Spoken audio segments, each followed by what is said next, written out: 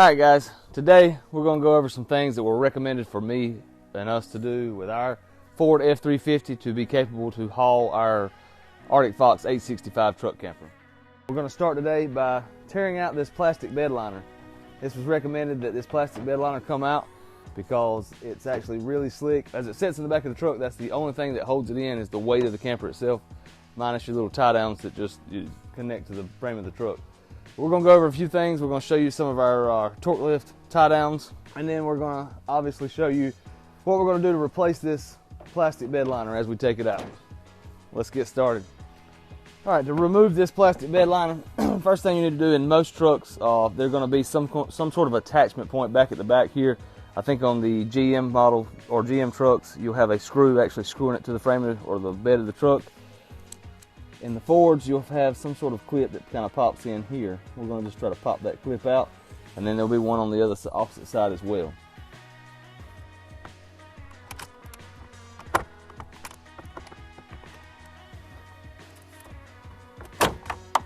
All right, once that's out, we're going to repeat the process on the opposite side.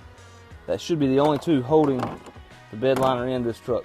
All right, now that we've got both of our connection points removed on this side and that side, simply, you don't want to try to pry it from here. It makes it a lot harder. You need to get you some leverage. So if you'll come to the center, simply pick up on this. You may be able to do, you have to pry it, just pry it right out.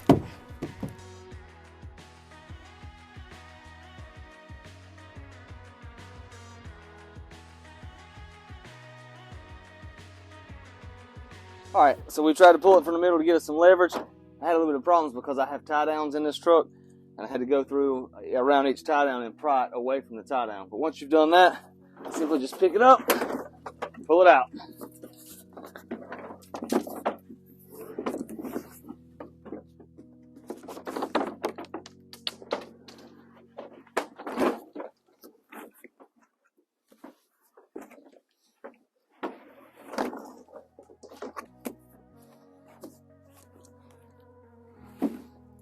All right, I want to show you what 2 years of a plastic bed liner in the back of a truck will do to the body of a truck.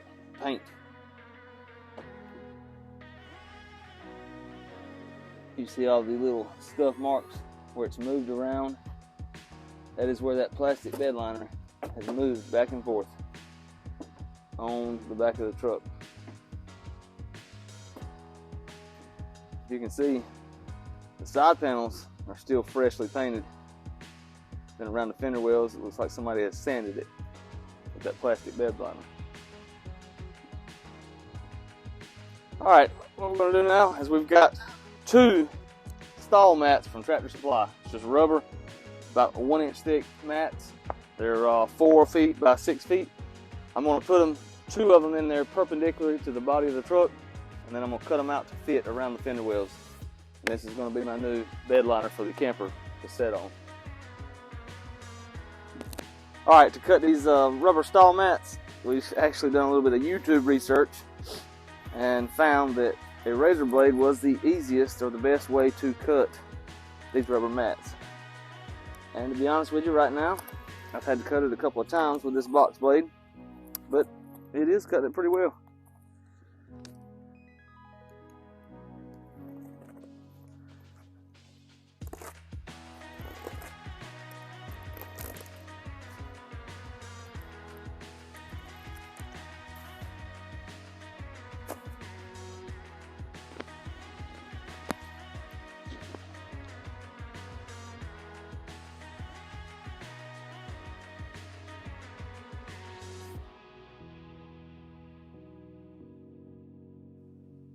Alright, we've got our mat cut to its dimensions, we think, and we're going to try to stick it in the truck, see if it'll fit.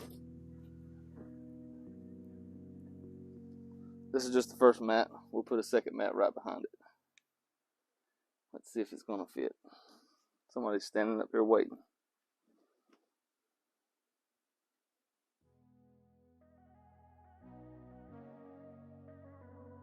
Please don't forget to hit that like button and subscribe to our channel for more content like this.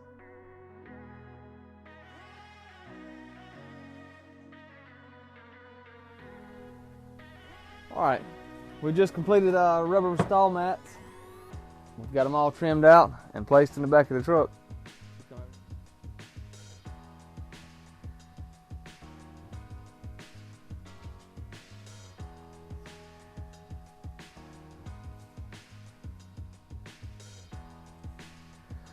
The next thing I would recommend is the Torklift tie downs, frame mounted tie downs. Just step over here on this side, you'll see they're mounted to the actual frame. Pretty quick and easy to use. Just pop them in. Got a little pin to lock it in place. And you can tie your camper down here with Torklift fast guns, which I'll show you in our video on how to load a truck bed camper.